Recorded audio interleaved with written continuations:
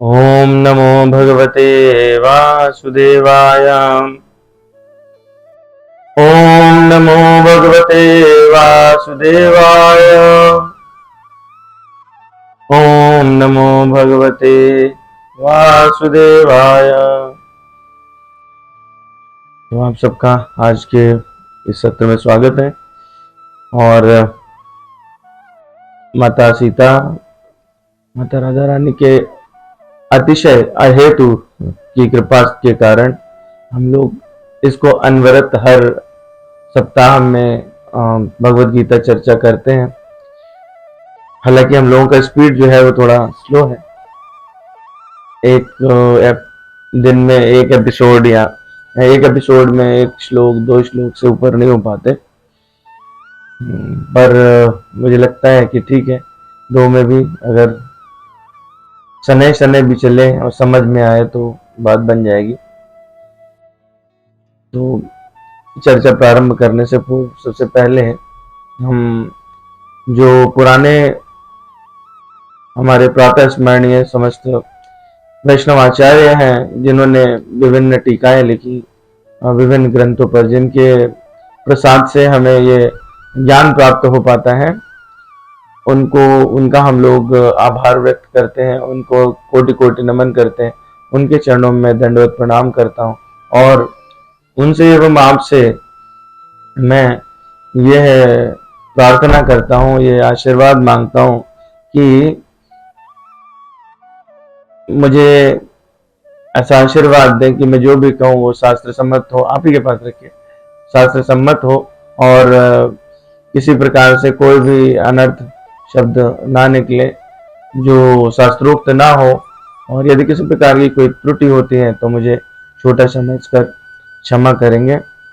और मुझे आशा है कि आप सब ये प्रार्थना जरूर स्वीकार करेंगे। तो आइए हम लोग चलते हैं। सबसे पहले मंगलाचरण करेंगे और उसके बाद फिर आगे बढ़ते हैं, ठीक है। वर्णानामर्थ संज्ञानां रसानां छन्दसामपि मंगलानां च कर्तारो वंदे वाणी विनायको श्रद्धा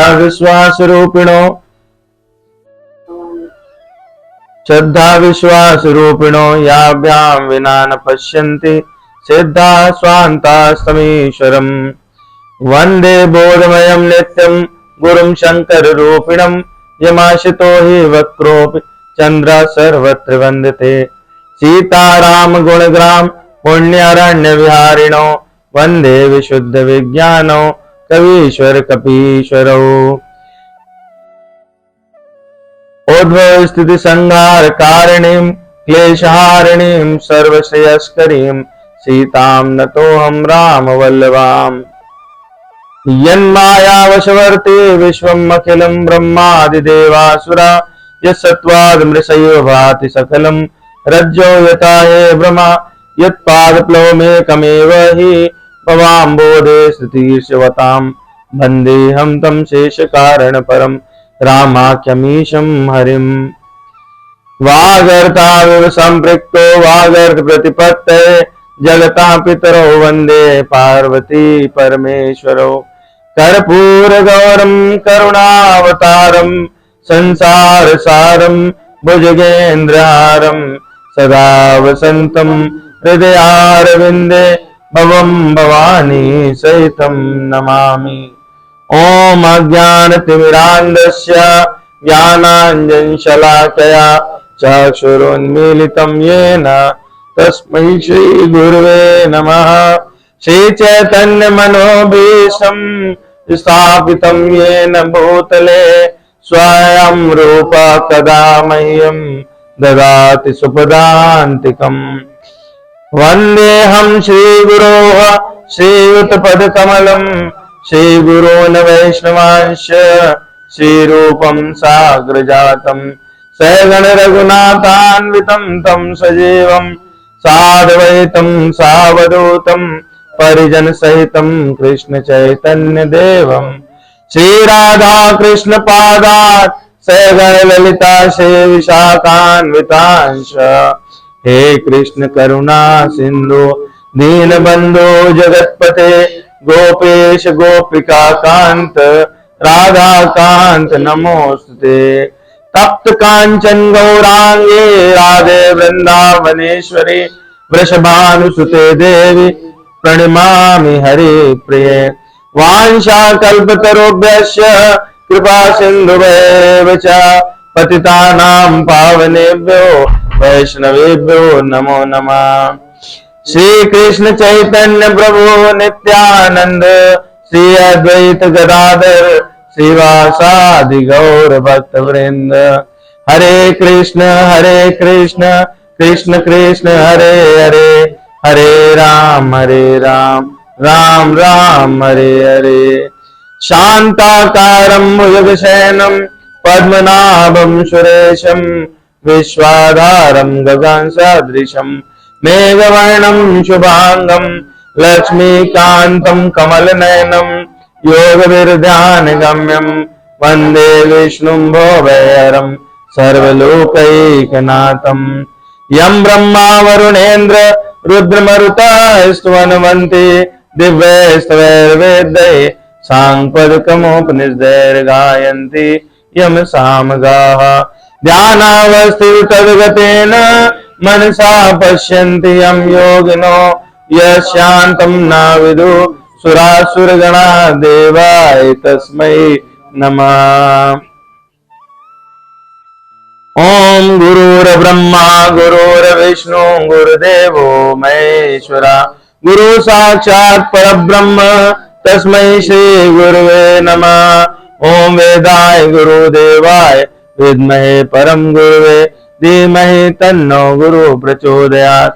ओम परम तत्वाय नारायणाय गुरुभ्यो नमः। ओम गुं गुरुभ्यो नमः। ओम गुरुभ्यो नमः। बोलिए वृंदावन बिहारी लाल की जय। बोले श्री सीताराम भगवान की जय। बोले उमापति महादेव की जय। पवन सुत हनुमान की जय। तो जो है हम लोग भगवत गीता के इस क्रम में आगे बढ़ते बढ़ते और कुछ ज्यादा ही स्लोली बढ़ते हुए श्लोक संख्या 14 हम लोगों ने पिछली बार की थी मुझे लगता है। तो हम लोग वहीं से आज की यात्रा प्रारंभ करते हैं। अच्छा, मुझे लगता है कि मैसेज सभी लोग पढ़ते नहीं है ना, कुछ ही लोग पढ़ते हैं भगवत गीता जो लोग लेके आए हैं, बाकी लोगों ने पढ़ा नहीं मैसेज। हाँ, कोई बात नहीं है, मैं बता दूंगा, आप रखो अभी, मैं बता दूंगा। उसकी आवश्यकता पड़ेगी तो आज कुछ विशेष कारण से मंगवाया, नहीं तो हम मंगवाते नहीं है। ठीक है, तो हम लोग नहीं, कोई बात नहीं, अभी अंदर से आ जाएगी, कोई दिक्कत नहीं है। जब आवश्यकता पड़ेगी मैं बताऊंगा क्यों मंगवाई है, इसलिए कोई बात नहीं। तो 14वां श्लोक जो है अभी बंद कर दीजिए, अभी हम लोग करेंगे चर्चा, बताते हैं। ठीक है, कोई दिक्कत नहीं, जब आवश्यकता पड़ेगी खुलवाएंगे, जरूर खुलवाएंगे, इसलिए मंगवाई है। तो 14वां श्लोक जो था वो हम लोगों ने पढ़ा, देखा कि भगवान क्या कह रहे हैं। दैवी होशा गुणमयी मम माया दुरतया मामे वे प्रपद्यन्ते माया में ताम तरन्ति ते। तो भगवान ने इसमें जो है हम लोगों ने देखा था कि मनुष्य जो है माया के द्वारा ऐसे बंधा हुआ है। अब इसमें हम लोगों ने पिछली बार चर्चा की कि इसको कैसे छुड़ा सकते हैं। इसको भगवान जो है उनको जब हम पुकारेंगे तो वो हमको हेल्प करेंगे और वो छुड़ाने में मदद करेंगे, है ना। अब इसमें एक प्रश्न ये भी उठता है कि हम तो पड़ोसी से भी मांग सकते हैं। मान लो मेरे घर में 2 लोग रहते हैं, बंधे हुए हैं, तो हमने उससे कहा कि आप छुड़ा दो हमें, तो क्या वो छुड़ा सकते हैं? क्यों? भगवान गाइडेंस नहीं देंगे जब तक पड़ोसी भी नहीं है। नहीं, मान लीजिए अभी घर में रहते हैं, आप तो पति पत्नी साथ में रहते होंगे, है ना, एक ही छत के नीचे हैं, तो आपको वो छुड़ाना चाहें तो क्या वो छुड़ा सकती हैं?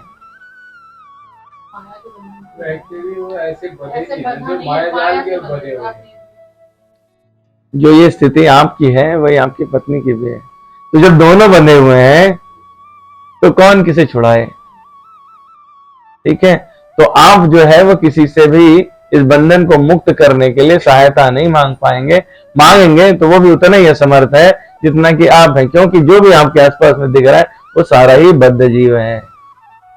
तो हमने इसमें बात कही थी पिछली बार, हमने नहीं कही, भगवान ने कही थी, ठीक है, क्षमा करें, हमने नहीं कही। भगवान ने कहा कि कैसे छोड़ेंगे, तब छोड़ेंगी जब आप मुझे पुकारेंगे, मेरी शरण लेंगे, ठीक है। तो भगवान ने इसमें 3 बातें बताई, मेरी माया, मम माया, ठीक है, ये सबसे इंपॉर्टेंट बात है। मैं दोबारा क्यों ले रहा हूं श्लोक, नहीं तो आगे बढ़ जाते हैं। मम माया, किसकी माया? भगवान की माया है, ठीक है। तो ये बहुत पावरफुल है, ये हमारे चाकू छुरी के काटने से कटेगी नहीं है, ये उतनी पावरफुल है जितनी शक्ति भगवान इसको देते हैं। इसीलिए माया से पार पाना मुश्किल है। और ये कैसी है मम माया, ये कैसी है? इसमें 3 चीजें बताई भगवान ने। मम माया कैसी? गुणमयी, दैवी और दुरत्या। तो दैवी मतलब कि जो देव से उत्पन्न हो, जिसमें प्रॉपर्टीज दैवीय हो, हैं, तो वो भगवान के स्वयं के तेज से उत्पन्न है, भगवान की स्वयं की शक्ति है, इसलिए वो कहलाई दैवी। गुणमयी, तो ये गुणमयी यानी त्रिगुणात्मक है, 3 गुणों वाली है। हम लोगों ने चर्चा की है इसको पिछली बार। लेकिन गुण का एक और अर्थ होता है रस्सी। तो ये माया जो है रस्सी के रूप में है, जो अभी आपने देखा ना बंधे हुए थे, ठीक, तो बंधनकारी है, रस्सी से ही बांधते हैं ना। तो गुणमयी है, यानी 3 गुणों की रस्सियां हैं, सतोगुण, रजोगुण, तमोगुण। कोई तमो से ऊपर उठता है तो रजोगुण में बन जाता है, रजो से ऊपर उठता है तो सतोगुण में बन जाता है। तो कहने का मतलब क्या हुआ कि छूटना तीनों से है। हमारा उद्देश्य क्रमशः ऊपर उठने का हो सकता है प्रारंभिक अवस्था में कि हम तमोगुणी हैं तो रजोगुणी बन जाए, रजो हैं तो सतो बन जाए। लेकिन सतोगुणी बनने से पूरा कल्याण नहीं होगा। कब होगा? जब तीनों गुण से छूटेंगे। तीनों गुण से कैसे छूटेंगे हम लोग इस पर आगे चर्चा करेंगे। तो भगवान ने 2 बातें बोली, दैवी और गुणमय। दुरत्या, क्यों? दुष्कर है। दुष्कर मतलब जिससे पार पाना मुश्किल है। क्यों? क्योंकि भगवान से पार पाना मुश्किल है। भगवान की है ना, कह रहे मेरी माया है, ठीक है। कोई साधारण व्यक्ति की होती तो अब यहां पर एक और कंफ्यूजन आता है कि ये वो हम लोग पढ़ते हैं, निशाचर ने माया की, इसने माया की, उसने माया की, तो क्या ये वही माया है? नहीं, वो एक शब्द है जो उस तरह से, क्योंकि भगवान को मिमिक करने का प्रयास करते हैं। अभी हम लोग आगे चर्चा करेंगे। भगवान को लोग क्या करते हैं? उन्हीं की तरह प्रयास करते हैं।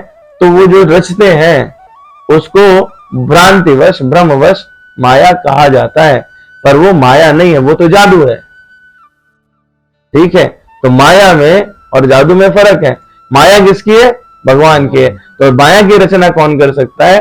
भगवान ही कर सकते हैं, क्योंकि वही भगवान की शक्ति है। तो चूंकि वो भगवान की शक्ति है और भगवान स्वयं अपरंपार है, तो माया को पार करना इसलिए आसान नहीं है। तो तरीका क्या है? दैवी होशा गुणमयी मम माया दुरत्या मामे वे प्रपद्यन्ते माया में ताम तरंति ते। कैसे? शरणागति लेने से। किसकी शरणागति? भगवान के चरण कमलों की। तो वैसा नहीं है कि भगवान ही आ जाएंगे, बोले चलो ठीक है मैं अपना शंख गदा चक्र उठा के चल देता हूँ और अभी चक्र से आपकी माया काट डालूंगा, ठीक है। तो भगवान क्या है? अपने सामने अपने हिसाब से अपने रूप को किसी को भेजते हैं, ठीक है। तो जो संसार में हमारे आपके लिए उपलब्धता है भगवान के उस रूप की, वो है गुरु तत्व, ठीक है। तो हम लोग पहले भी व्याख्या कर चुके हैं गुरु शब्द की। है गुरु से मतलब गुकारम, और रू से इसमें 2 और अर्थ आते हैं कई बार। तो उसमें होता है गु मतलब अंधकार, गुकार मतलब अंधकार, ठीक है। रुकार मतलब होता है प्रकाश। तो जो काट दे अंधकार को प्रकाश की तलवार से, वो है गुरु, ठीक है। दूसरा जो अर्थ होता है वो गु से गुणातीत और रूप से रूपमय, तो जो भगवान के गुण को रखे और भगवान के स्वरूप को भी रखे, लेकिन रूप उसका भिन्न हो, तो वो कौन है? गुरु। उसमें भगवान के गुण होते हैं। तो इसलिए भगवान जो है अपने प्रतिनिधि को, यानी आपके गुरु तत्व को भेजते हैं कि ये बद्ध जीव है, इसको कैसे छुड़ाया जाए, तुम जाओ इसको छुड़ाओ। तो वो स्वयं भगवान ही है। भगवान जिसको छू ले वो भगवान हो जाता है।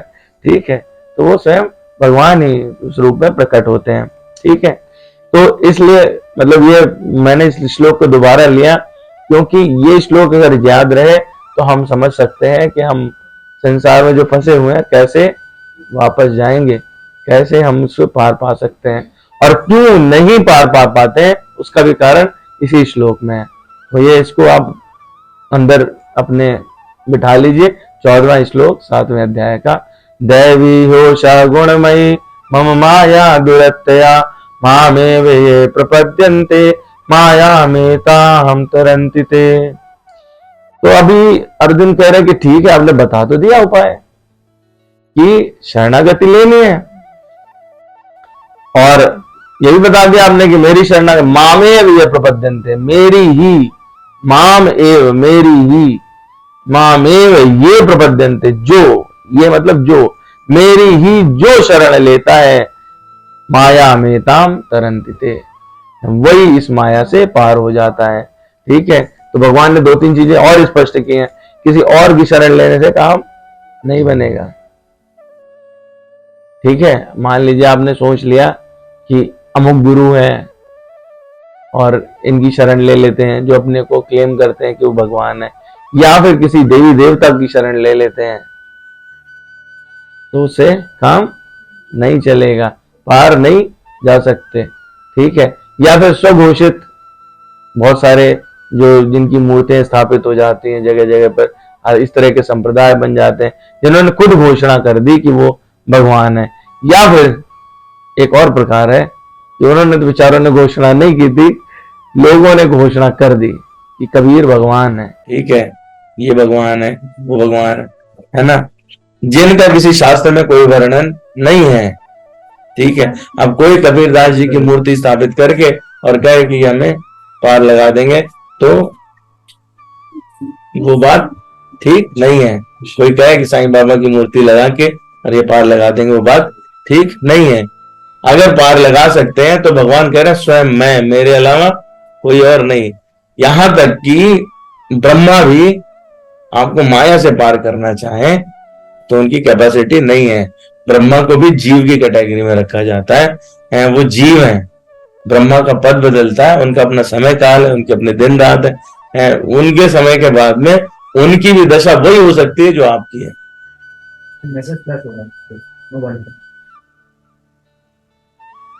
ठीक है, तो अब अर्जुन ये कह रहे हैं कि आपने तो बढ़िया सटीक उपाय बता दिया कि भैया शरण लो और पार हो जाओ।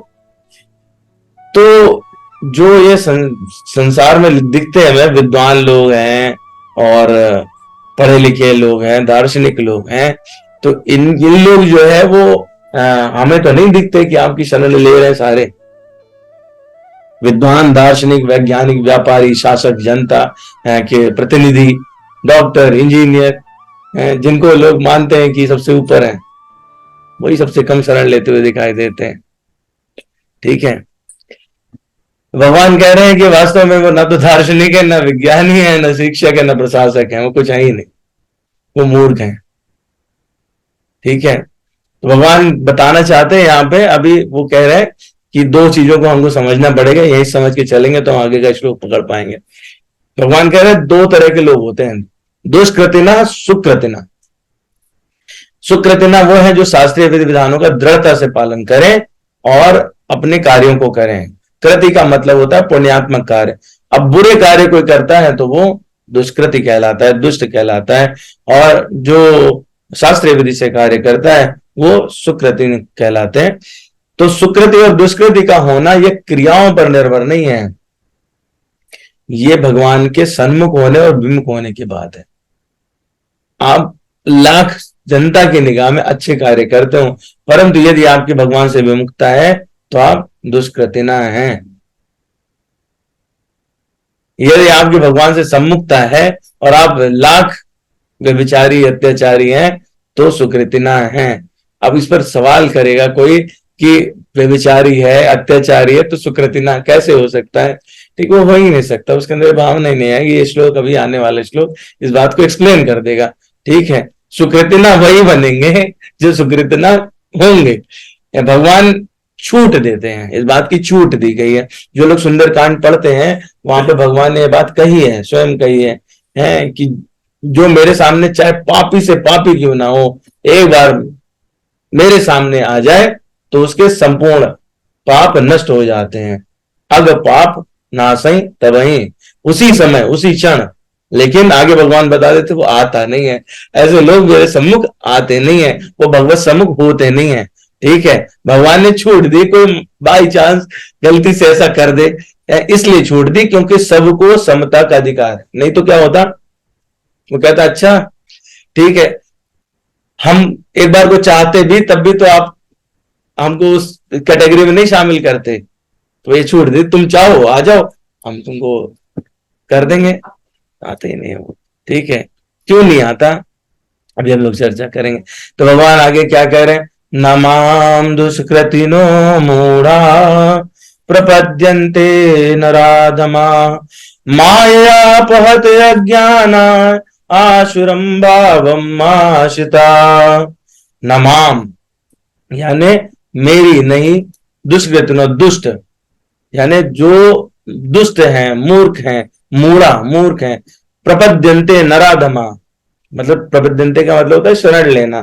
तो मूर्ख दुष्ट लोग, नराधम लोग, या जिनका माया के द्वारा ज्ञान हर लिया गया हो, या फिर जिनको आसुरी आसक्ति हो, आसुरी प्रवृत्ति हो, ऐसे लोग मेरी शरण ग्रहण नहीं करते। ठीक है, तो इसका मतलब क्या, सिंप्लीफाई करें अगर, तो कौन लोग शरण नहीं करते ग्रहण? सामने है, निपट मूर्ख पहली कैटेगरी। दूसरी कैटेगरी मनुष्यों में अधम नराधम। तीसरी कैटेगरी माया अपहत अज्ञान है, यानी जिनका ज्ञान माया द्वारा हर लिया गया हो। और चौथे आसुरों की नास्तिक प्रकृति को धारण करने वाले लोग। ये चार कैटेगरी के लोग भगवान की शरण कभी ग्रहण नहीं करते। अब बहुत सावधानी पूर्वक सुनिएगा इसके आगे, क्योंकि इसके आगे सावधान होने की जरूरत है। अगला जो श्लोक है वो भगवान बता रहे कौन लोग मेरी शरण ग्रहण करते हैं। तो ये चार बता दिए, चार कैटेगरी, वहां पे भी चार कैटेगरी बताएंगे। अब ये है कि मे भी कि शायद इस सेशन में मैं दूसरे श्लोक तक पहुंच पाऊं कि नहीं पहुंच पाऊं, तो अपने को कैटेगराइज करना है कि हम कौन सी कैटेगरी में, हम 8 में से कहां गिरते हैं। ठीक है, यही बात निर्णय कर जाएगा। तो भगवान क्या कह रहे हैं, नमाम दुष्कृतिनो मूढ़ा प्रपद्यन्ते नराधमा मायापहत ज्ञाना आसुरम भावम आशिता। तो ये दुष्ट मेरी ग्रहण नहीं करते। फिर से, निपट मूर्ख, मनुष्यों में अधम। रिकॉर्डिंग बंद हो गई, ओके। जिनका ज्ञान माया द्वारा हर लिया गया है, और आसुरों की नास्तिक प्रकृति को धारण करने वाले लोग। शायद स्पेस खत्म हो गया होगा, बहुत दिनों से मौका ही नहीं मिल रहा है कि मैं, नहीं चार्ज नहीं होगा, करके देख लीजिए। ऊपर से नीचे स्लाइड करेंगे तो खुल जाएगा, ऊपर से नीचे। नो नो,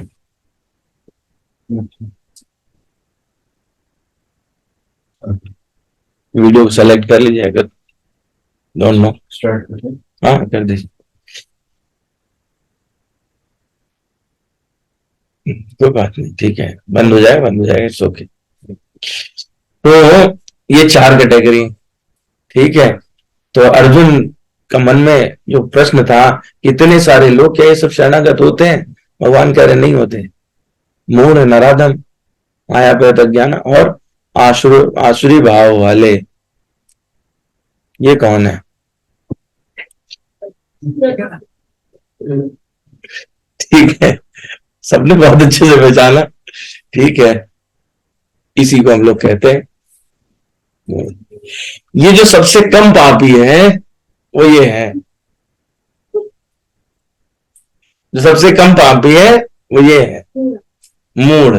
ठीक है, यानी तो अब मूढ़ जो है वो, उनकी प्रॉपर्टीज क्या रहती हैं?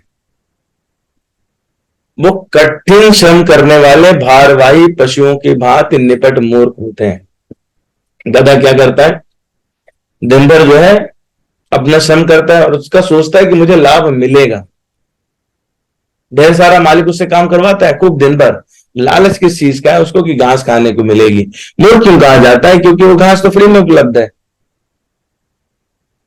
जाता तो गांव में जाके चर सकता था, लेकिन नहीं, उसे है कि शाम को इतनी सी घास मुझे मिलने वाली, इसके लिए वो पूरे दिन श्रम करता है, पूरे दिन श्रम करता है।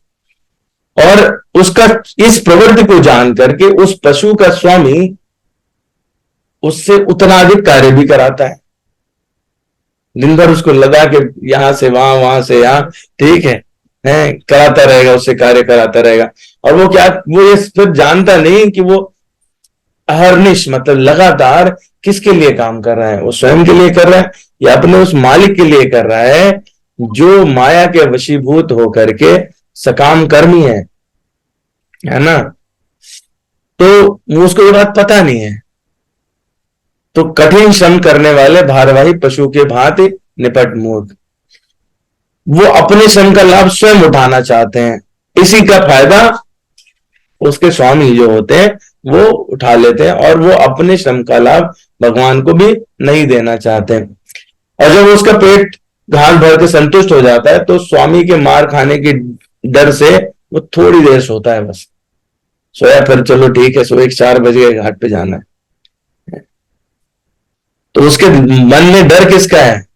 इस बात का नहीं है कि जीवन इंपॉर्टेंट है, ये हमको क्या होगा, भविष्य में क्या करना, नहीं। उसको सिर्फ 2 चीजें, मालिक ने गुस्सा किया तो मुझे लाठी पड़ेगी, लाठी भी पड़ेगी और घास खाने को नहीं मिलेगी। तो वो सिर्फ घास की खातिर दिन भर का श्रम कर रहे हैं। ऐसे लोग जो अपने द्वारा उत्पन्न कर्मों के भार से दबे रहते हैं, प्रायः यह कहते सुने जाते हैं कि उनके पास में अवकाश नहीं है कि वो जीव की अमरता के विषय में सुन सकें। मतलब ऐसे लोग क्या होता है कि दिन भर लगे रहेंगे उसी बंदर कच्चे में। सुबह उठे, बोले 8 बजे पंच करने जाना है, ठीक, दौड़े, 6 बजे शुरू हो गया कार्यक्रम, बच्चों को स्कूल भेजना है, बस आएगी, ये है वो, ऐसे करके।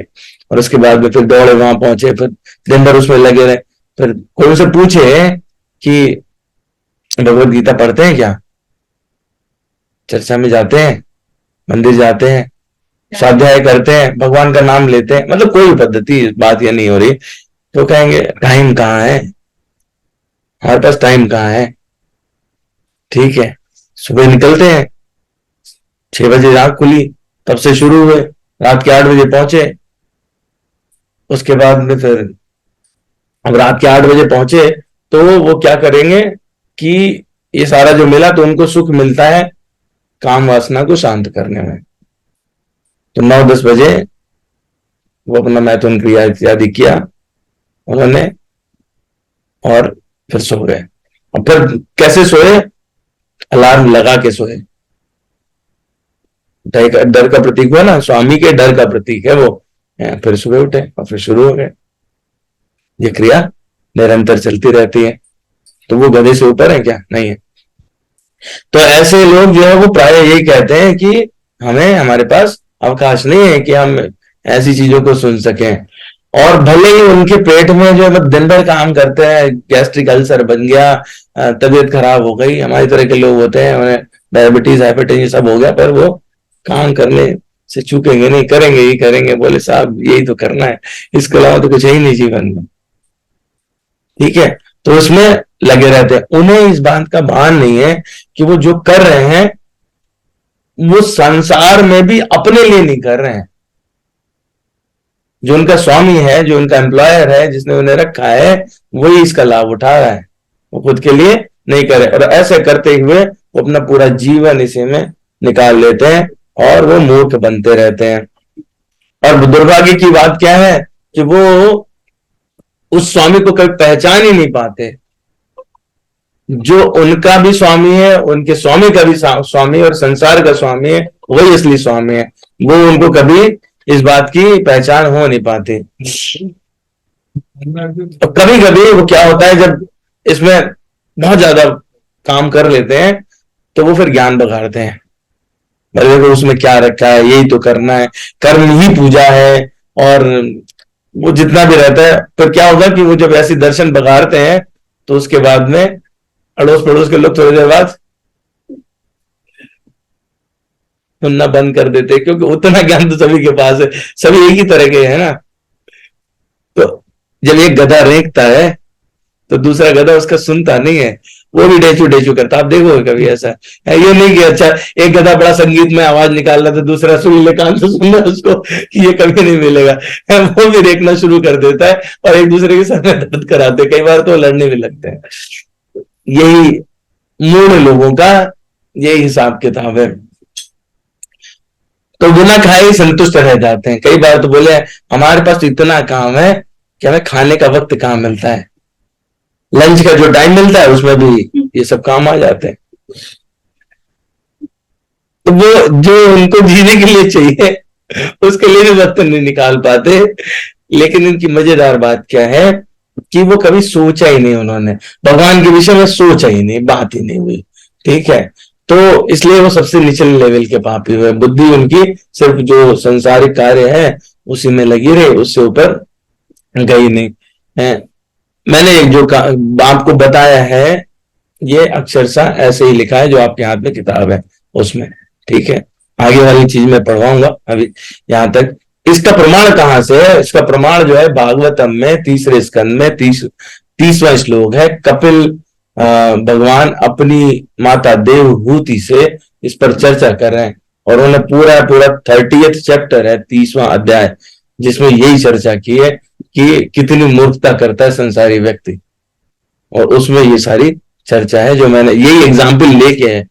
ठीक है, मैं मतलब कोशिश ये करता हूं कि आपके लिए कुछ अपने मन से नहीं लेके आऊं, वो शास्त्र से रहता है। 2 श्लोक उद्धत करूंगा, बाकी की चर्चा नहीं करूंगा क्योंकि बड़ा चैप्टर है वो। भगवान पे कपिल जी क्या कह रहे हैं?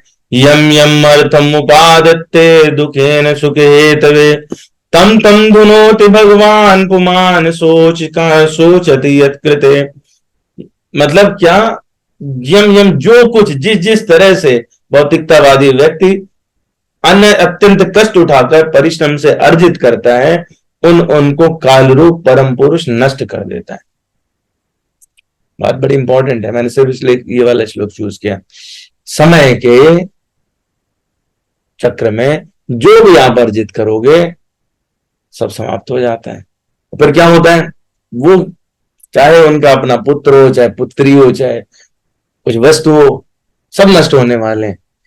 तो वो उनके कारण शोक करता है, दुख मनाता है, रोता रहता है पूरे जीवन, और फिर उसको पुनर्जीवित करने का प्रयास करता है और उसी में वो लगातार लगा रहता है। और उसकी प्रवृत्ति ऐसी हो जाती है, उसकी आसक्ति इस कार्य में ऐसी हो जाती है कि उस आसक्ति से कभी छूटना नहीं चाहता। इसी से रिलेटेड एक कथा आती है। एक बार इंद्र जी जो है, इंद्रदेव हैं, उन्होंने कोई दुर्व्यवहार किया और उसके लिए उनके गुरु बृहस्पति उन्होंने उन्हें श्राप दे दिया। आप लोगों ने सुनी होगी शायद एक कथा है। उनको श्राप दे दिया कि तुम जाओ सुअर योनि में जन्म लो। वो सुअर हो गए। अब जब सुअर हुए तो उसके बाद में वही विष्ठा में लौटते थे, विष्ठा खाते थे, हैं नालियों में पड़े हुए हैं, लैट्रिन के जहां द्वार खुले उसमें आनंद ले रहे हैं। फिर उनका एक सुअरी से विवाह हो गया और 12-13 सुअर बच्चे भी हो गए, पूरा कुटुंब बड़ा सा बन गया। ब्रह्मा जी को दया आई, उन्होंने देखा कि यहाँ कोई कार्य भी बाधित हो रहा है, चले गए यहाँ से और हो गया, इन्होंने कष्ट उठा लिया, जितना श्राप था उतना हो गया पूरा, इनको वापस बुला लिया जाए। ब्रह्मा जी उनके पास पहुंचे, बोले कि जागो महाराज, स्वर्ग चलना। बोले तुम कौन? बोले मैं ब्रह्मा। बोले कौन से ब्रह्मा? काहे के ब्रह्मा? बोले वापस तुम इंद्र। बोले इंद्र वो कौन? बोले वहां तो स्वर्ग है, अप्सरा है, मेनका, रंभा, बहुत सारी, तुम्हारी इंद्राणी भी इंतजार कर। पागल हो क्या? अपनी स्वर्या है तो ठीक है। बोले अभी टाइम नहीं है, ये अपने कुच्चू सुअर, पुच्चू सुअर इत्यादि 12-13 है। इनको बड़ा करना है, फिर ये भी अपनी नई सुअरिया से विवाह करेंगे, फिर ये कार्यक्रम चलेगा। अभी कहाँ जा पाएंगे, अभी नहीं जा पाएंगे। उनको इतना भ्रम हो गया, और उनको जो स्वर्ग में मिलते थे सुख, उनसे भी इतनी आसक्ति हो गई उस योनि से कि वो उसमें भी नहीं जाना चाहते हैं। वो अपना नैसर्गिक स्तर ही भूल जाते हैं। तो इस शरीर के प्रति जीव जो है इतना अनुरक्त हो जाता है, इतना आसक्त हो जाता है कि वो जिसमें भी रहता है, जिस योनि में, उसको छोड़ना नहीं चाहता। उसको लगता है इसके अलावा कुछ और है नहीं। यही असली बात है, इसी को पकड़ के रखो। वो नए नए सपने बुनता है रात में सोते समय, कल तो वहां जाना है, ठीक है, शादी है, उनके यहाँ जाके पकौड़ी खानी है, कौन सा गिफ्ट देना है, या अपना कुछ है तो बोले ये तो मिलने ही वाला है, 4 लाख का चेक मिलेगा, परसों नई गाड़ी, हमने कैमरी बुक कर दी है, मतलब इस तरह की बहुत सारी बातें। ठीक है, तो वो उसमें लगा रहता है। और क्या करता है, जो भी पिछले श्लोक में हमने बात की, जो काल रूप पुरुष है, उसी सपने में उनको बोले ठीक है, अब तो तुम मनुष्य थे, अब चलो थोड़े दिन सुअर बन जाओ। तो उनका वहीं से ब्रेक ऑफ हो जाता है। और ये सबकी स्टोरी है, ये मैं जो बता रहा हूं, मतलब आप लोग तो सब, आप लोग सारे सिद्ध लोग हैं, आपके लिए नहीं कह रहा हूं, ये अपने लिए बता रहा हूं।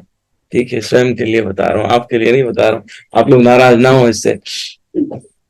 भगवान कपिल आगे ये क्या कहते हैं, इसी क्रम में आगे बात कर कह रहे हैं, संदेहमान सर्वांग एषामुद्यनाधिना करोति विरतम मूढ़ो दुरितानि दुराशया। मूर्ख व्यक्ति की डेफिनेशन चल रही थी, तो मैंने इसलिए श्लोक ले लिए हैं।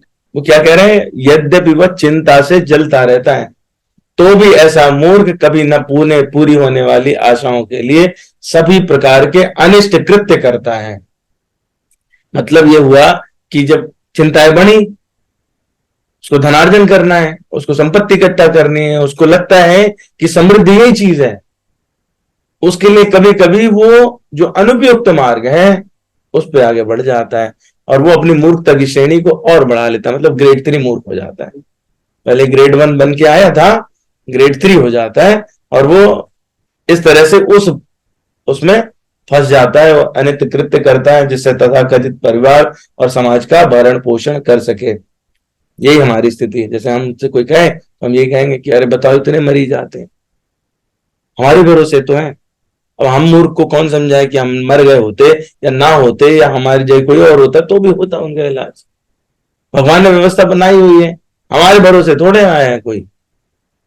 लेकिन नहीं, वो हमारी बुद्धि में ऐसे ही बैठे, उन्हें लगता है समाज का बहुत कल्याण कर रहे हैं हम, तो हम समाज का कोई कल्याण नहीं कर रहे हैं। मूर्ख है जो आसक्त हो गए अपनी योनि में, जिसमें फंसे हैं वही काम कर रहे हैं बस, उसके अलावा और कुछ नहीं। तो कोई ये कहे कि फिर क्या करें, करें नहीं, लोटा ले ले। तुम तो चाहते हो सब लोग जाएं, बर्तन वाली दुकान की बिक्री करवाना चाहते हो, कमंडल खरीदे निकल पड़े, तो भैया हमारा कोई कमंडल वाले से कांटेक्ट नहीं है ना। हम बात कह रहे हैं कि आप लोग कमंडल लीजिए। बात ये कह रहे हैं कि जो आप कार्य करते हैं उसमें बिना आसक्त हुए कार्य करें।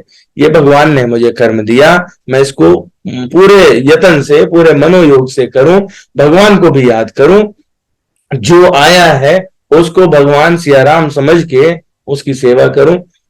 और अगर वो निकल जाता है, वो हट जाता है, किसी कारण से कुछ और हो जाता है, तो ये भगवान की इच्छा है। मतलब इसमें अपना बड़प्पन नहीं कि नहीं हमारे भरोसे ही सब कुछ चल रहा है, नहीं तो उसका भला नहीं हो पाता। आप नहीं होते तो भी भला हो जाता, सब व्यवस्था तब भी है। ठीक है, तो ये बात हम लोगों को जहन में बिठा लें। तो मूर्ख वो हुए जो जिनके पास भगवान के लिए टाइम नहीं है, वो लोग मूर्ख हैं। ठीक है, इसके बाद में आती है दूसरी कैटेगरी, यानी नराधम। नराधम का मतलब होता है कि वो मनुष्य जो नीच है, सबसे नीच है, मनुष्य योनि में सबसे नीच है, वो कहलाता है नराधम। तो टोटल में 84 लाख योनियां हैं, जिसमें 4 लाख योनियां मानव की हैं, और इसमें बहुत सारी निम्न मानव योनियां हैं कुल इत्यादि के हिसाब से। और उनमें भी अधिकतर लोग असंस्कृत हैं, उन्हें कुछ आता जाता नहीं है, और उनमें भी सबसे नीचे के लोग हैं जो नराधम कहलाते हैं।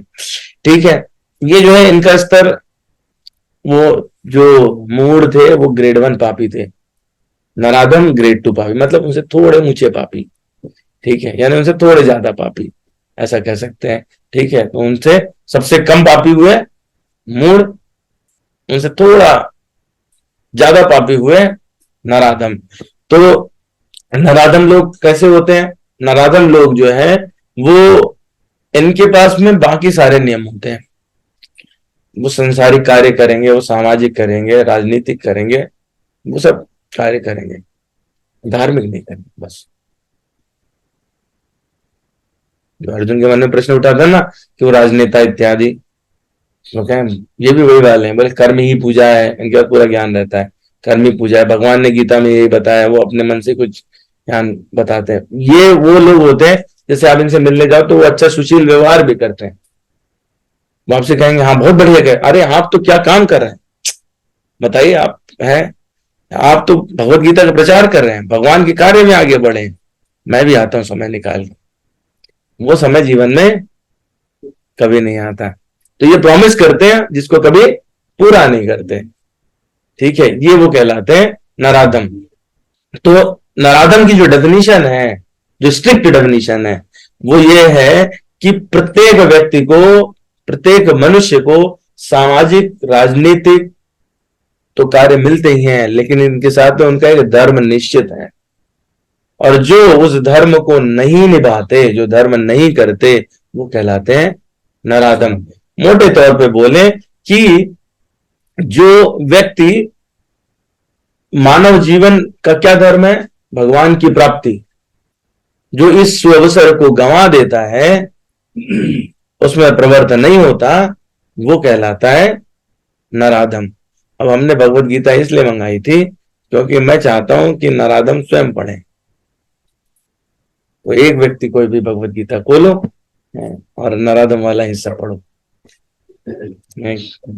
क्योंकि मैं इसको समझाऊंगा तो ये थोड़ा कष्टकारी हो जाएगा। अब स्वयं पढ़ोगे और फिर मैं बोलूंगा तो आपको लगेगा कि अध्याय 7 श्लोक संख्या 15, और जिसमें मेरे ख्याल में 3rd पैराग्राफ है, मुझे दे दीजिए, मैं बता देता हूँ। कौन पढ़ना चाहता है? संस्कृत नहीं पढ़नी, हिंदी पढ़नी है, हिंदी पढ़नी है ना? लाइए।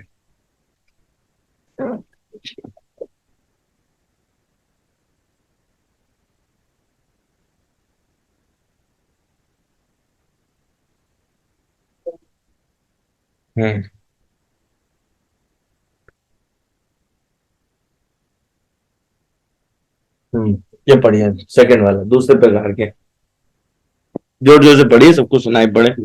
हाँ। दूसरे प्रकार का दुष्कृति नराधम अर्थात अधम व्यक्ति कहलाता है। नर का अर्थ है मनुष्य और अधम का अर्थ है सबसे नीच। मनुष्य का, नर का अर्थ है मनुष्य और अधम का अर्थ है सबसे नीच। 84 लाख जीव योनियों में से 4 लाख मानव योनियां हैं। इनमें से अनेक निम्न मानव योनियां हैं, जिनमें से अधिकांश असंस्कृत हैं। सभ्य मानव योनियां वे हैं जिनके पास सामाजिक, राजनैतिक तथा धार्मिक नियम हैं। जो मनुष्य सामाजिक तथा राजनैतिक दृष्टि से उन्नत है किंतु जिनका कोई धर्म नहीं होता, वे नराधम माने जाते हैं। धर्म ईश्वर विहीन नहीं होता, क्योंकि धर्म का प्रयोजन परम सत्य को तथा उसके साथ मनुष्य के संबंध को जानना है। गीता में भगवान स्पष्टता कहते हैं तो उनसे परे कोई भी नहीं और वे ही परम सत्य हैं। मनुष्य जीवन का सुसंस्कृत रूप सर्वशक्तिमान परम सत्य श्री भगवान कृष्ण के साथ मनुष्य की प्रेममत भावना को जागृत करने के लिए मिला है। जो इस अवसर को हाथ से जाने देता है वही नराधम है। शास्त्रों से पता चलता है कि जब बालक मां के गर्भ में अत्यंत असहाय रहता है तो वह अपने उद्धार के लिए प्रार्थना करता है और वचन देता है कि गर्भ से बाहर आते ही वो केवल भगवान की पूजा करेगा। संकट के समय ईश्वर का स्मरण प्रत्येक जीव का स्वभाव है, क्योंकि वह ईश्वर के साथ सदा से संबंधित रहता है। किंतु उद्धार के बाद बालक जन्म पीड़ा को और उसी के साथ अपने उद्धारक को भी भूल जाता है।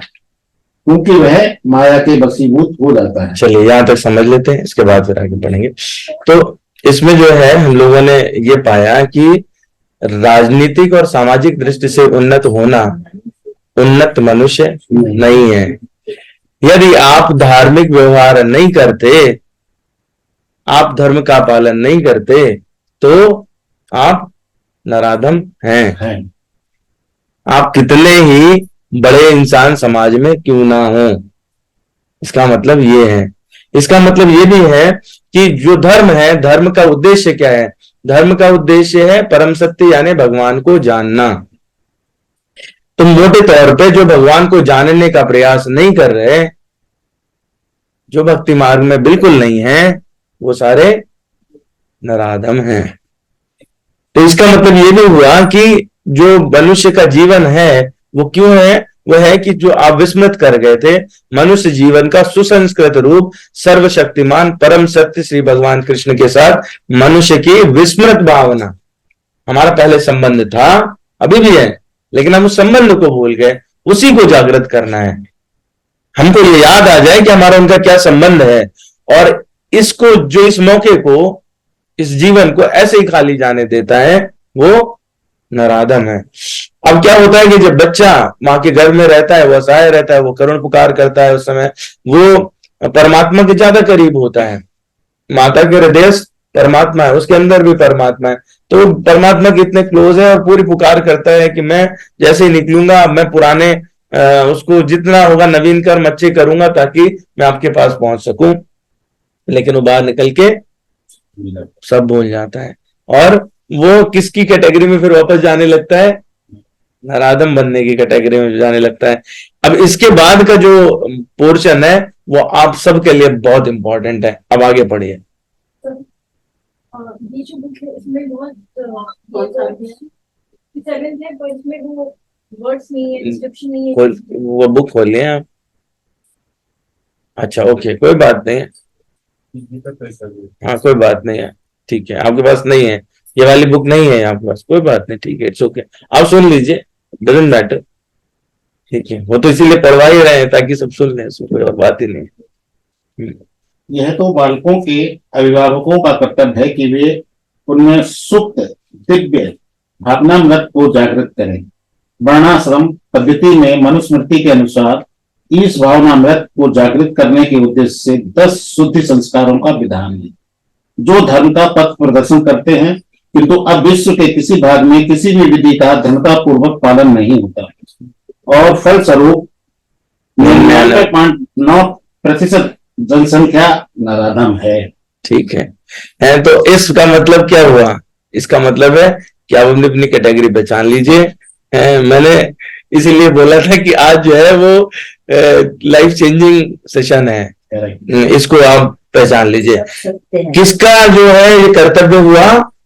बच्चा आया, बच्चा तो इस लायक नहीं था कि वो उसमें आगे बढ़ता। जैसे जैसे माया के प्रभाव में रहता है, ये हमारे सबके साथ में, जैसे आप ठंड में रहे तो आपकी बॉडी ठंड के लिए अडॉप्ट कर लेती है, आप गर्मी में रहे तो आपके लिए आपकी बॉडी गर्मी को अडॉप्ट कर लेती है। आप जिस एनवायरमेंट में रहते हो उसको अडॉप्ट करते जाते हो। तो जो स्मृति थी वो धीरे धीरे विस्मृत में कन्वर्ट हो जाती है, और टाइम के साथ में वो जाने लगती है। अब आप अगर जागृत होते स्वयं, तो आप अपने बच्चे को उस मार्ग पे आगे बढ़ाते। आपको चिंता होती कि मेरा बच्चा है, ये एक जो जीव आया है मेरे घर में आया, ईश्वर ने मुझे जिम्मेदारी दी इसके लालन पोषण की, तो मैं इसको सही मार्ग पे ले जाऊं और इसकी उस भूली हुई स्मृति को जागृत करूं, और वो सारे संस्कार करवाते जो उसके लिए आवश्यक थे। लेकिन क्या हम करते हैं ऐसा? हम कभी अपने बच्चे को बोलते हैं कि तुमको जो है वो इस मार्ग पे आगे बढ़ना चाहिए? एक आदमी नहीं मिलेगा। कहीं बाई चांस जिसका बच्चा जो है वो सन्यासी वन्यासी बनने चला जाए तो उसकी अम्मा तो रोड पीट के पूरा गांव खड़ा कर देगी कि ये बताओ गलत मार्ग पे चला गया, इससे तो अच्छा किसी जेब काट लेता, डकैती कर लेता तो भी ठीक था, जिंदा तो रहता कम से कम। ये बताओ सन्यासी बनने चला गया, ऐसा लगता है कि जैसे उसने दुनिया का सबसे बुरा कर्म कर दिया है। भगवत भक्ति में कोई लग जाए, किसी का बच्चा मान लो 2-4 घंटे बैठ के हनुमान चालीसा, रामचरितमानस या भगवत गीता पढ़ने लगे, बोले अरे बाप रे, अभी तो लगता है इसका तो रास्ता ही खराब हो गया है।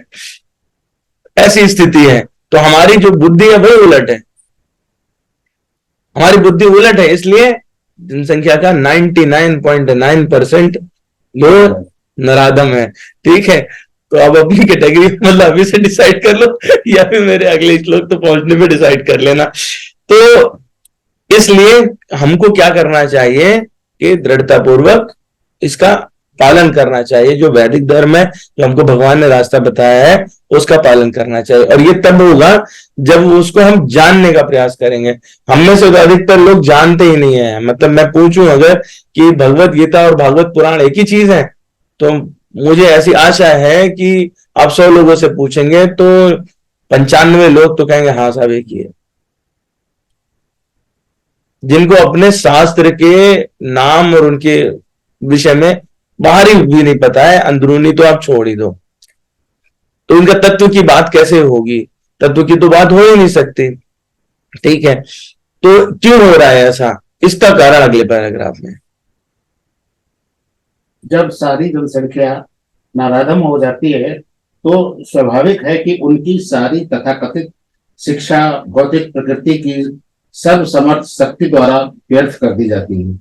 गीता के अनुसार विद्वान पुरुष वही है जो एक ब्राह्मण, कुत्ता, गाय, हाथी तथा चांडाल को समान दृष्टि से देखता है। असली भक्त की भी ऐसी ही दृष्टि होती है। गुरु रूप ईश्वर के अवतार श्री नित्यानंद प्रभु ने 2 भाइयों जगाई तथा माधाई नामक विशिष्ट नराधमों को धमों का उद्धार किया और यह दिखला दिया कि किस प्रकार शुद्ध भक्त नराधमों पर दया करता है। अतः जो नराधम भगवान द्वारा बहिष्कृत किया जाता है वो केवल भक्त की अनुकंपा से पुनः अपना आध्यात्मिक भावनामृत प्राप्त कर सकता है। तो अब आपको 2 बातें यहाँ पे समझ में आती है। एक बात ये समझ में आई कि जो नराधम है क्या उसका कभी कल्याण नहीं हो सकता? हो सकता है। कब? जब भक्त कृपा करे उस पर, तब भगवान का कोई शुद्ध भक्त उस पर कृपा करे तो भगवान नहीं एक्सेप्ट कर रहे हैं उसको, लेकिन शुद्ध भक्त एक्सेप्ट कर सकता है।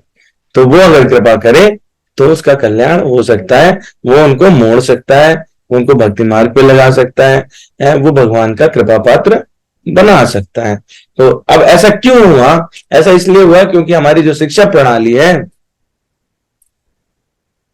वो इससे कोसों दूर है, चाहे वो वेस्टर्न वर्ल्ड की हो चाहे हमारे यहाँ की हो। अब तो बात एक ही हो गई ना, सब वेस्टर्नाइज ही हो गया। तो वो शिक्षा प्रणाली में कभी इस बात की शिक्षा ही नहीं दी जाती कि भगवान तत्व कुछ है, तो फिर वो लोग कैसे इसको समझेंगे? जो बच्चे पढ़ते हैं वो हिस्ट्री, ज्योग्राफी, साइंस, दुनिया भर की अगड़म बगड़म सब चीजें पढ़ते हैं। ठीक है, अभी से तो मतलब बच्चों को कंप्यूटर वगैरह भी पढ़ाया जाए। कोई कहेगा कि ये तो बहुत जरूरी है, तो किसने कहा नहीं जरूरी है? कंप्यूटर का प्रयोग भगवान को जानने के लिए भी तो किया जा सकता है। आपको दिशा ही तो देनी है। इंटरनेट पे क्या मटेरियल नहीं अवेलेबल है? जो आप ब्राउज करो सब है, आप जानना चाहो सब जान सकते हो, है ना? आप कम से कम पता ठिकाना जान सकते हो, अन्वेषण कर सकते हो। आप जानते हो कितने लोग ऐसे होते हैं जो इस अन्वेषण के लिए निकलते हैं और वो कहीं पहुंचते हैं। तो जो शिक्षा प्रणाली है वो इस प्रकार की हो गई है कि वो जनसंख्या को 99.9% नराधम बनाने में सहायक है। तो अब हो गए 2 तरह के दुष्कृतिना है। तीसरी तरह का दुष्कृतिना कौन है? वो है माया अपहत अज्ञाना, जिनके पास प्रकांड ज्ञान है, ये जो है उनसे बड़े पापी हैं। मूल लोएस्ट लेवल का पापी था, नराधम उससे ऊपर का पापी हुआ, माया अपहत ज्ञाना यह तीसरे लेवल का पापी हुआ। तो ये कौन है? ये प्रकांड विद्वान है, इनके पास में ज्ञान है, और लेकिन माया के प्रभाव से वो ज्ञान जो है इनका वो शून्य हो गया। तो जो हम देखते हैं ना, अधिकांश लोग दार्शनिक, कवि, साहित्यकार, वैज्ञानिक, डॉक्टर, इंजीनियर, ये सब इस कैटेगरी के हैं। तो इनकी माया ने इनको भ्रांत कर दिया, और जो माया अपहत अज्ञाना की संख्या है वो इस समय बहुत बढ़ती जा रही है। ये वो लोग होते हैं जो भक्ति को तुच्छ समझते हैं। लगता है भक्ति ये तो बैकवर्ड चीज है। अपन लोग अब ज्यादा नॉलेज वाले हो गए ना। वो शिक्षा प्रणाली जो नराधम बना रही थी वो इतना ऊपर उनको उठा देती है उस बैक डायरेक्शन में कि वो ये बन जाते हैं। उन्हें लगता है कि भगवान का अस्तित्व, ये क्या बकवास बात है, भक्ति ये क्या बकवास बात है, ये तो होती भी है क्या, और अगर कुछ है तो सब साइंस है, हर चीज साइंस से एक्सप्लेन हो सकती है। तो वो उनके पास में ये वाला कोई कॉन्सेप्ट ही नहीं है, वो इस कॉन्सेप्ट को ही नहीं रखते। उनके पास जो भी ज्ञान है वो इस दिशा में यूज करते हैं कि भाई, और कुछ लोग जो है वो इस तरह के हैं कि जो भाष्य भी उल्टे पुल्टे लिखते हैं। अभी बहुत सारे आपको जैसे मॉडर्नाइज करने की बात होगी तो आपको पुस्तकें मिल जाएंगे, बोले भगवत गीता उन्होंने लिखी है, बड़ी प्रैक्टिकल है। पुरानी वाली भगवत गीता में वो बात नहीं है। गीता प्रेस वाले बेचारे भले ही मर गए हों बना बना के, लेकिन उनका तर्क रहेगा, उसमें वो बात नहीं है। जो अभी आई है लेटेस्ट मिस्टर चुन्नू राम किलोरिया की, वो पूरा साइंटिफिक है, उसमें उन्होंने हर चीज साइंस से एक्सप्लेन की है। मूर्खता है कि अब जो लोअर कैटेगरी की चीज थी जो बाद में आई, जो अभी अंडर डेवलपमेंट है, उससे जो डेवलप चीज है उसको एक्सप्लेन करना चाहते हैं। होगी नहीं, होगी तो कुछ गड़बड़ कॉन्सेप्ट आएगा। आप हर चीज पे लोअर डिवीजन का कॉन्सेप्ट अपर डिवीजन पे अप्लाई नहीं कर पाओगे। ठीक है, जरूर फिट बैठेगी, जब वो ज्ञान उन्नत होने लगेगा तो वो ज्ञान उस ज्ञान को पकड़ने लगेगा, जरूर फिट बैठेगा। लेकिन उससे हम एक्सप्लेन करने की कोशिश करें तो ये तो सरासर मूर्खता ही होगी। लेकिन वो क्या है, वो सारे ज्ञान का यूज इसी में करते रहते हैं। तो ऐसे बहुत सारे लोग गीता, रामचरितमानस और इसका भाष्य भी लिखेंगे, बोले भगवान राम ने भी तो ऐसा ही कहा था। कृष्ण जो कह रहे हैं वो ये थोड़े नहीं बता रहे हैं, वो तो माया का मतलब ये है। उनका अपना नया कॉन्सेप्ट डेवलप हो जाता है, तो वो जो ज्ञान है उसका वो विपरीत डायरेक्शन में यूज करने लगते हैं, और इस तरह से वो भगवान के विमुख होते जाते हैं। और इन सब के कारण वो कभी कभी इस लेवल तक पहुंच जाते हैं कि वो भक्ति का, भक्त का, भगवान का, इस पद्धति का सबका उपहास उड़ाते हैं। वो है माया अपहत अज्ञाना। माया अपहत मतलब अपहरण कर लिया, माया ने जिसके ज्ञान का अपहरण कर लिया है वो ज्ञान में परिवर्तित हो गया। ज्ञान हटेगा तो ज्ञान रहेगा ना, तो उस पर परिवर्तित हो गया है, वो है ये माया अपहत अज्ञाना। तो जो ये लोग हैं वो विभिन्न तरह के व्याख्याकार बनते हैं, और तो उनके हिसाब से क्या होता है कि इस जीवन के बाद कोई जीवन नहीं है, इसके पहले भी कोई जीवन नहीं था। जो है वो शरीर है, खाओ पियो ऐश करो, ये लाइफ मिली है, इस लाइफ में चिल करना है, एंजॉय करना है, और बस इसके बाद तो क्या है, कुछ नहीं, सब मिट्टी मिल जाते हैं। ये उनका कॉन्सेप्ट रहता है। तो वो कौन है, अपहत अज्ञान। उनके हिसाब से आत्मा जैसी कोई चीज नहीं होती। और ये चौथी श्रेणी है जो सबसे बड़े पापी है, आसुरी सिद्धांत वाले। ठीक है, आसुरम भावम आशिता, जिनका सिद्धांत ही आसुरी है। सिद्धांत आसुरी क्या है, इनके पास ज्ञान खूब है। देखो, मूढ़ से नराधम, नराधम से माया अपहत ज्ञान, ज्ञान का लेवल बढ़ रहा है, शिक्षा का लेवल बढ़ रहा है, तो ये उस लेवल पहुंच गए कि वो पूरी तरह नास्तिक हो जाते हैं खुले रूप से। बोले भगवान कौन, हम हैं भगवान, बोले हम ही तो हैं। वो कैटेगरी किसकी, हिरण्यकश्यप की, रावण की, कंस की, ये वाली कैटेगरी के। तो वो उस युग के थे, वो एग्जाम्पल आपके सामने आ रहा है, इस युग में भी है। आप देखोगे तो आप ढूंढ पाओगे। बोले भगवान एग्जिस्ट भी करता है, भगवान तो कहीं है ही नहीं। तो वो जो भी उनके पास ज्ञान रहता है वो भगवान के विपरीत यूज करते हैं। तो ये वाले जो है वो, और ऐसे से कभी कभी तर्क भी करते हैं कि जिससे आप वो प्रूव नहीं कर पाएंगे, लेकिन वो कहेंगे हो तुम दिखाओ करके, स्वयं नहीं प्रूव कर सकते, लेकिन वो आपको बोलेंगे, बोले तुम दिखाओ, तुम्हारे पास कोई प्रमाण है, कहीं नहीं, हम तो कह रहे नहीं है।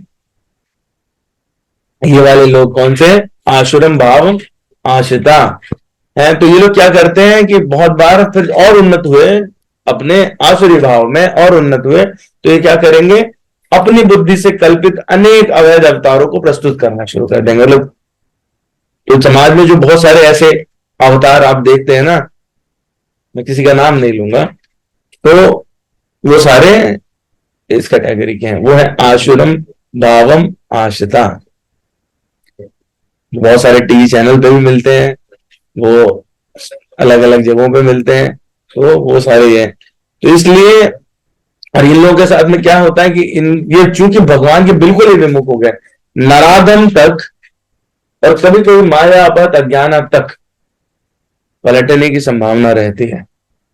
ये वो है जिनको भगवान को सफाई करना पड़ता है, उसके अलावा कोई दूसरे चारण के लिए, क्योंकि ये विमुख है, ये उल्टे डायरेक्शन में, इनको मोड़ने की वो नहीं है। हालांकि फिर भी भक्त लोग इतने कृपालु होते हैं कि वो इन पे भी कोशिश कर लेते हैं।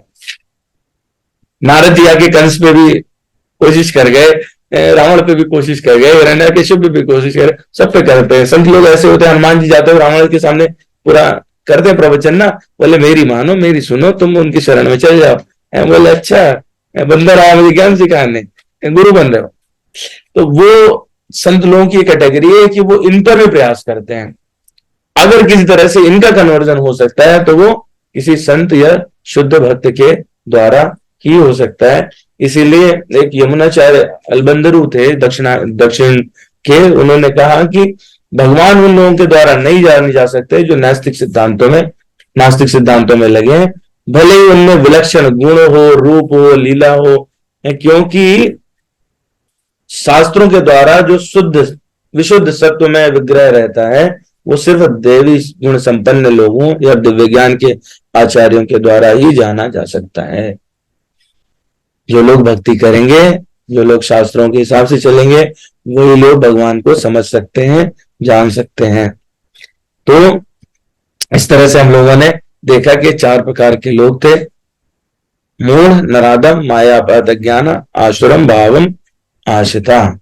ठीक है, तो हमारे पास में जो है वो क्वेश्चन आता है कि इनमें से बाई चांस मान लो भगवान के सामने कोई पहुंचे तो क्या भगवान उसको स्वीकार करते हैं या नहीं करते हैं?